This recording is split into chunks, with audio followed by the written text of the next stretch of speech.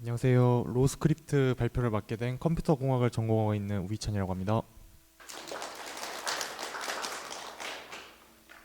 일단 저희 프로젝트 같은 경우는 말씀드렸다시피 법률 문서를 만드는 게 핵심입니다. 그래서 이름 자체도 law라고 이제 영어로 법이라는 뜻을 가지고 있는 그런 단어와 그다음에 스크립트, 대본 이런 뜻을 가지고 있는 이제 스크립트를 합성어를 써가지고 로우 스크립트라고 지었고요.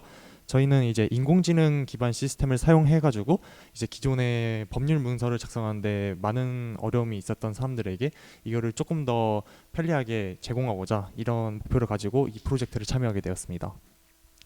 일단 첫 번째로 왜 법률 문서가 쓰기 어렵냐면요. 아무래도 전문적인 지식을 가지신 뭐 변호사님이나 법무사님들이 이제 주로 쓰던 분야이기도 하고 법이라는 게 그 평등해야 되다 보니까 딱딱딱 정해져 있는 그런 형식적인 문서들이 되게 많아가지고 그 많은 사람들이 이것을 사용할 때 이제 법을 공부해야 되기 때문에 어려움을 많이 느낀다고 합니다. 이제 실제로 여기 평가 지표가 있는데요. 2019년 국민 법의식 통계에서 따르자면은 이제 법률 용어가 국민이 이해하기 쉬운가에 대해서 부정적인 입장을 가진 퍼센티지가 높으신 걸 보실 수 있겠고요. 또한 법률 문장 또한 이해하기 어렵다라는 그런 대표적인 반영들을 가지고 있습니다. 그래서 저희 프로젝트 목표는 인공지능을 활용해가지고 이제 법률 문서를 이제 자동화로 만들어주는 시스템을 구축함으로써 그 법률 전문가가 아닌 비전문가들도 손쉽게 문서를 작성할 수 있도록 만드는 것을 목표로 하였고요. 이렇게 목표를 세우게 되면은 그 복잡성을 조금 완화시키고 작성에 이제 기존에 다른 사람들이 작성을 할 때 그 시간과 비용이 되게 절약되는 효과가 있었습니다. 특히나 법률 문서 같은 경우는 변호사 또는 법무사님한테 이제 그 법률 문서를 제작해 달라고 하면은 상담료 같은 경우는 평균적으로 5분당 한 10,000원 정도 그 나오는 걸로 알고 있고요. 이 서류 같은 작성까지 포함하면은 대충 그 일반적인 서류 작성만 이제 30만 원이 넘게 드는 그런 효과가 그런 문제가 있었는데요. 이제는 이제 저희 시스템을 사용하면은 저렴한 가격에 한 10분의 1 가격에 이제 그 법률 문서를 작성하고 이제 그것을 이용할 수 있다라는 게 저희 포인트의 핵심인 것 같습니다. 진행 과정은 총 세 단계로 나뉘었습니다. 첫 번째로 이제 양식 기반으로 해가지고 이제 하드 코딩처럼 사용자가 미리 직접 정해진 양식에 직접 정보를 입력하면은 그 상태로 이제 그 문서 형태가 출력되는 형식이었고요. 두 번째 버전은 대화형 AI 챗봇을 활용했습니다. 그래서 챗GPT 4.1 API를 사용해가지고 이제 사용자가 자연어로 대화를 하게 되면은 그 내용을 스스로 알아듣고 이제 그 정해진 프롬프트에 이제 그 정보를 입력하게 됨으로써 이제 버전 1과 똑같은 이제 결과물이 나타나게 됩니다. 그리고 마지막 저희 프로젝트에서 세 번째로 중요하게 봤던 거는 이제 학술 대회에 나가는 건데요. 저희가 AI 컴퍼스를 해가지고 인공지능 및 컴퓨터 시스템 학술 대회에서 이제 포스터 분야로 이제 나가게 되어가지고요. 이제 그것도 조금 중요하게 이제 진행 과정으로 썼던 것 같습니다. 일단 버전 1부터 어떻게 되는지 보여드리자면요. 여기 보이시는 화면처럼 말 그대로 이제 질문에 답변을 해주시면 되는 겁니다. 그래서 질문이 임차 보증금이 얼마고 이제 월세가 얼마인지 적어주세요. 이러면은 1,200만 원에 90만 원이야 이런 식으로 적어주시기도 되고, 또는 이제 반대로 이제 그 다음 질문에서는 보증금을 돌려받지 못한 상황에서 특별한 손해가 있나요? 이런 질문들에 대해서 하드 코딩처럼 그냥 답변을 해주는 형식으로 진행이 됩니다. 그리고 두 번째는 이제 AI를 사용하는 건데요. 유저가 이제 말하고 있으면은 첫 번째 이제 아까 있었던 형식 그래프를 그 문서화 시켜가지고 이것을 이제 질문을 할 수 있도록 AI가 대화를 먼저 시도를 합니다. 이제 그 대화를 시도하고 이제 그 원래 같은 거면은 그냥 딱 답만 써놓았다면은 이거는 이제 대화를 통해 가지고 조금 더 궁금한 것을 있는지 없는지 이런 것도 확인하고 챗 GPT를 사용해 가지고 이제 이 많은 정보들을 한꺼번에 그 기억해 놨다가 나중에 이제 문서로 만들 때 쓸 수 있고요. 가장 좋았던 점이라고 하면은 기존 그 버전 1 같은 경우는 되게 딱딱하게 되어 있는 UX, UI를 사용했다면은 이것은 이제 챗 GPT를 사용했기 때문에 이제 UX 경험에서 이제 사용자 경험에서 되게 유연하고 이제 사고적으로 다 표현해도 잘 알아먹을 수 있는 그런 이제 사건을 가졌다고 보시면 되겠습니다. 그리고 이것은 저희가 실제 이제 포스터 대회로 나가게 된 AI 컴퍼스 대회인데요. 뭐 간단하게 설명드리자면은 이제 여기 제일 위에 제목은 디파짓 거라고 해가지고 보증금 반환 시스템 AI를 넣었던 거고요. 그다음에 여기 글씨가 많이 깨져 보이는데요. 시스템 아키텍처랑 그다음에 마지막에 리저트로 해가지고 이렇게 포스터 대회 나가게 됐습니다. 프로젝트 시험 같은 경우는 영상을 준비했습니다. 그 전에 일단 버전 1 같은 경우를 한 번 더 설명해드리자면은 이렇게 순서가 나와져 있고요. 그 위에 이제 질문에 답변을 하면은 마지막에 이제 문서가 만들어지는 시스템으로 들어갔고요. 버전 2 같은 경우는 실제로 동영상을 가지고 가가지고 그것을 보도록 하겠습니다. 네, 이게 이제 저희 실행 화면인데요. 처음에 이제 그냥 그 간단하게 인사를 하게 되면은 얘가 어떤 질문을 어떤 것을 받아야 되는지 정보를 질문을 하게 됩니다. 그래서 이름, 뭐 날짜, 그다음에 상대방 정보 이런 것을 이제 입력해 달라고 요청을 하게 되고요. 뭐 계약 날짜부터 해가지고 필요한 정보들을 한꺼번에 입력해도 얘가 가지고 알고 있다가 이제 또 필요한 정보만 뽑아가지고 이것을 다시 해주세요라고 그 질문을 다시 해주게 됩니다. 그 질문만 답을 하면은 최종적으로 이제 문서가 나올 수 있게 됩니다.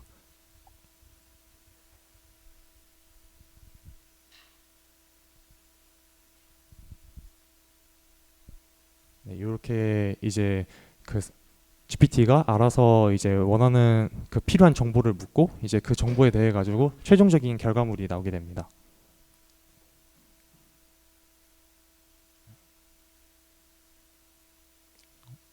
이제 마지막에 보시면은 그래서 PDF로 저장하기 버튼이 있는데요. 그 버튼을 누르게 되면은 이렇게 내용 증명 그 파일이 나오게 됩니다. 이 내용 증명을 가지고 이제 그 상대방한테 보내거나 또는 이제 전자문서로 발송하는 등의 이제 그런 프로젝트를 쓸 수 있었고요.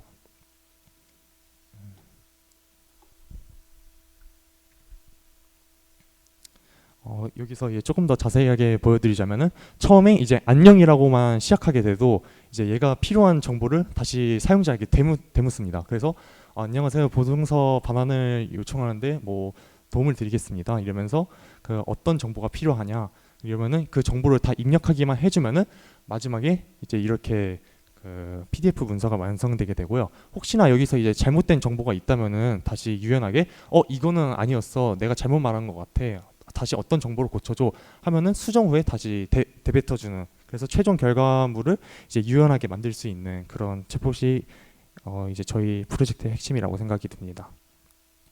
앞으로의 저희 프로젝트 발전 방향은요, 이게 지금 그 디파짓이라 해가지고 그 보증금 반환 청구에만 되어 있는데 그 다른 서비스들에도 이제 그 고소장, 뭐 위임장, 계약서 등 다양한 법률 문서에 이제 템플릿으로 확장하는 것이 목표이고요. 그다음에 사용자 프로필을 조금 연동시켜가지고 본인의 주소 같은 경우를 제일 처음에 입력하세요 이렇게 되어 있는데 그거를 자동으로 가져올 수 있는 기능을 조금 더 구현하면 어떨까 이런 생각을 가지고 있습니다. 마지막으로 저희 프로젝트 결과를 조금 말씀드리고 마치도록 하겠습니다. 일단 저희 프로젝트는 자연어 입력을 기반으로 해가지고 이제 챗봇 기능을 그 챗GPT 4.1 API를 사용해가지고 완벽하게 구현했다고 생각이 되고요. 그 다음에 정보 수집 기능과 누락 자동 필드를 사용해가지고 자동으로 이제 또 확인할 수 있게끔 만들었고, 이제 실제로 다른 외부 업체의 이제 평가라든지 아니면은 실제 사용자들의 평가에서도 되게 좋은 평가를 받았습니다. 이 벌트 스코어는 그 이제 저희가 원래 있던 법률 문서가 똑같은 형식을 가지고 저희 그 로우 스크립트에 그 정보를 줬었을 때 그 이제 정확도가 얼마만큼 나오냐인데 1에 가까울수록 정말 잘 되어 있는 건데 약 0.98% 그러니까 98%의 정확률을 가지고 이제 기존에 있던 서비스들과 별 다를 바가 없다, 정확하게 잘 나오고 있다 이런 형식으로 보시면 되고요. 문서 작성 시간이 원래는 이제 법을 조금 배우고 나서 이제 이거를 좀 틀에 작성하는데 15분 정도가 걸렸다면은 이거는 그냥 대화를 하는 것만으로도 AI가 작성해주기 때문에 약 3분 정도로 단축되어 가지고 70% 정도의 시간 절감 효과가 있었다는 게 저희 이제 결과입니다. 네, 이것으로 발표 마치도록 하겠습니다. 감사합니다. 궁금한 게 있어요. 물론 뭐 개발은 알아서 하셨겠지만 비즈니스 모델을 잘 생각해 보면은 상대방이 이 시스템을 써서 법률 자문을 받았는데 그거야 적대적인 관계에 있는 사람이 다시 또 법률 자문을 받습니다. 어떻게 해결합니까? 그러니까 그 제가 그러니까 고소를 하기 위해서 법률 자문을 받았는데 그 부분도 이제 법률 자문을 받는다라고 말씀을. 나는 고소를 했는데 저 네. 사람은 고소를 회피하고 싶어요. 네. 그러면 어떤 게 답이에요?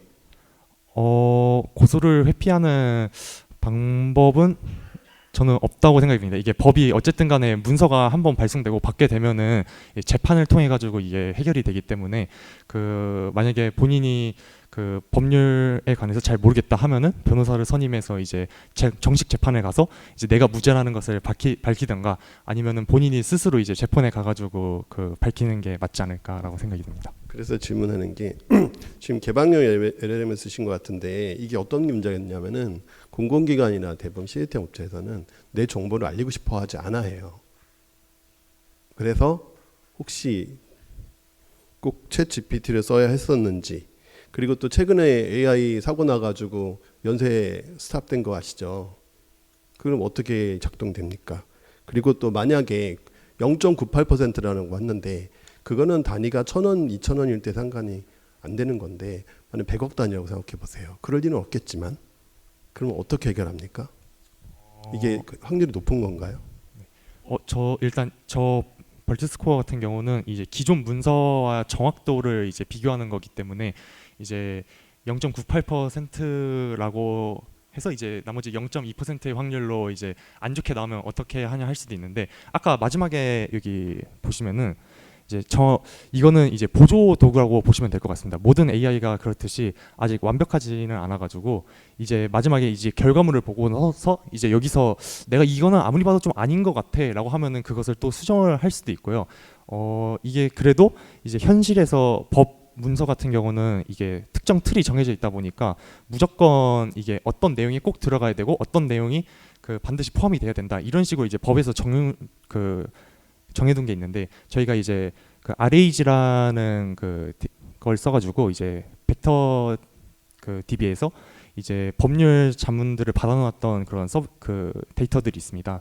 이제 그걸 또 사용해가지고 이제 만약에 AI가 정말적으로 이제 계속적으로 반복되는 질문을 받았을 때 이 신뢰성을 높이기 위해서라면 저희가 기존에 있던 그 데이터베이스에서 이제 그거를 RAG로 검색을 해가지고 이게 같은 사례인지 아닌지를 비교한다거나 이렇게 해가지고 또는 몰랐을 때는 LLM을 이제 다른 데서 가져올 수도 있는데 일단은 저희들이 한 그 벡터 DB에서 전문가들의 의견만까지만 포함을 해도 이게 기존 그 간략한 문서 형식에서는 정확도가 굉장히 높기 때문에 그런 일은 없지 않을까라고 말씀을 드리고 싶고요.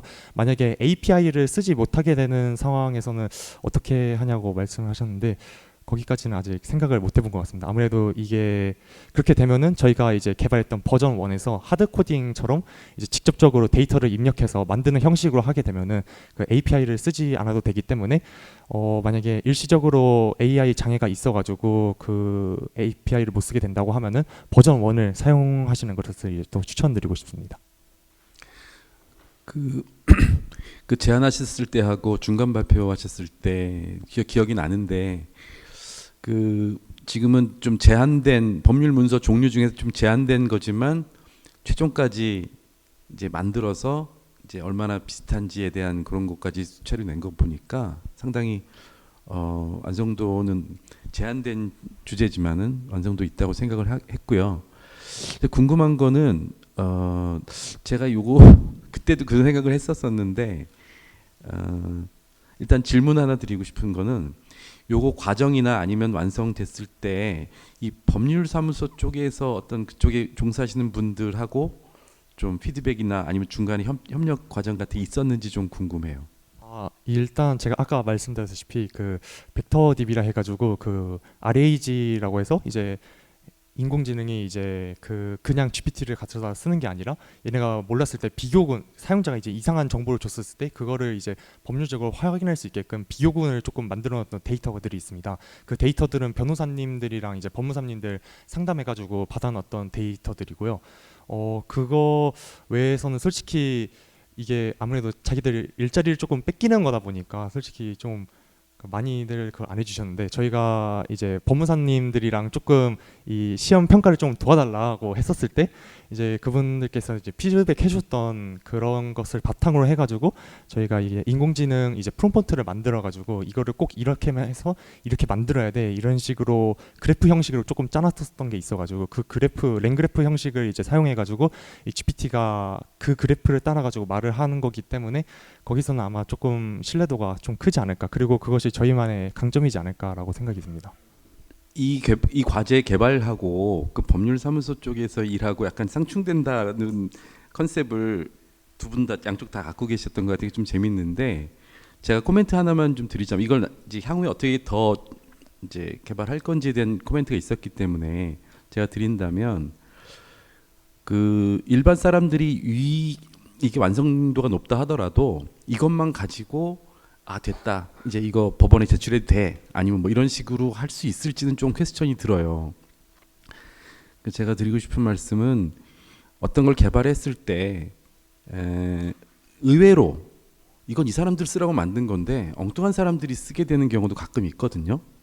뭐 이런 정확한 이해는 아닐 수 있겠지만은 예전에 이제 요즘은 이제 다 AI라고 하지만 예전 엑스퍼트 시스템이라고 해서 의료 쪽에 왓슨 뭐 이런 시스템들이 잘 개발된 것들이 있는데 일반인들이 쓰면 의사들 망하잖아요. 아니, 법률적인 것도 있지만 일반인들이 쓰지 않고 의사들이 써요. 데이터베이스를 어마어마하게 만들어 놓고 자기들이 데이터 넣어놓고 저는 일반인들이 내가 이런 케이스에서 어떤 서식을 만들어야 돼라는 자체도 어렵다고 생각을 해요. 그래서 오히려 이거 잘 만들어 놓으면 법률사무소에서 사가지고 유료로 쓸 수 있지 않을까? 이 사람들은 포맷도 많고 그 다음에 나중에 나왔더라도 좀 틀린 부분 자기들이 체크하거나 이게 더 쉬울 수도 있고 해서 저는 그래서 꼭 상충되는 게 아니라 그분들이 이걸 편하게 쓸 수 있는 것도 하나의 가능성이 있지 않을까 이런 생각이 좀 들어서 코멘트를 좀 드려봅니다. 수고 많으셨습니다. 네, 감사합니다.